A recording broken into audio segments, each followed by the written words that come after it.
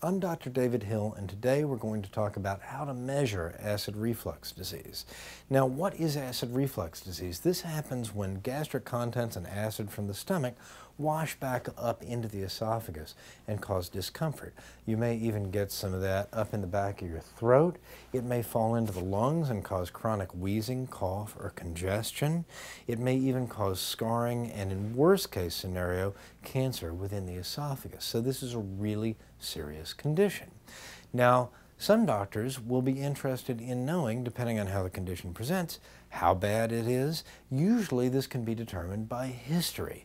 So just reporting. You might want to keep a diary. How often do I feel these symptoms? When do I feel these symptoms? What did I eat before I felt the symptoms? And how did they feel? How long did they last? Did they respond to medications?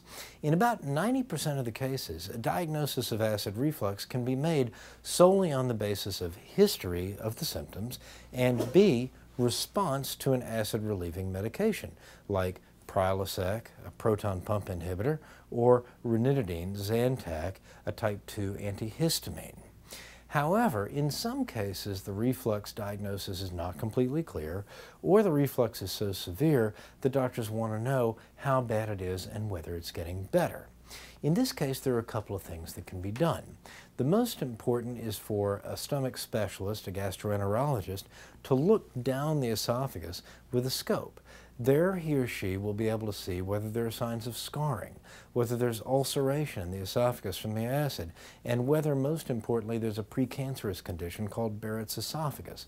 When that condition is present, it's very important to get good acid control and make sure it goes away, because unchecked it may turn into esophageal cancer.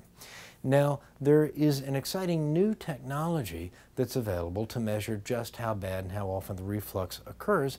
It's a pH probe. Now, the old pH probes, they used to stick down the nose into the esophagus, and you'd have this wire hanging out of your nose that they could check the pH with. It's a little uncomfortable and awkward.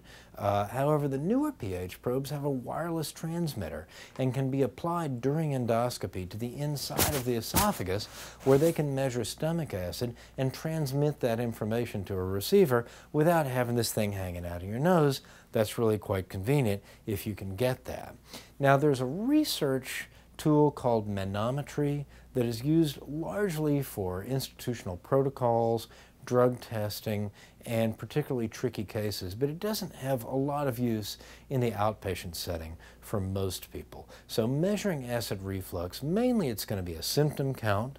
In bad cases, you're going to want endoscopy to look down into the esophagus, and in particularly tricky cases, endoscopy may include pH monitoring with a wireless pH monitor applied to the inside of the esophagus.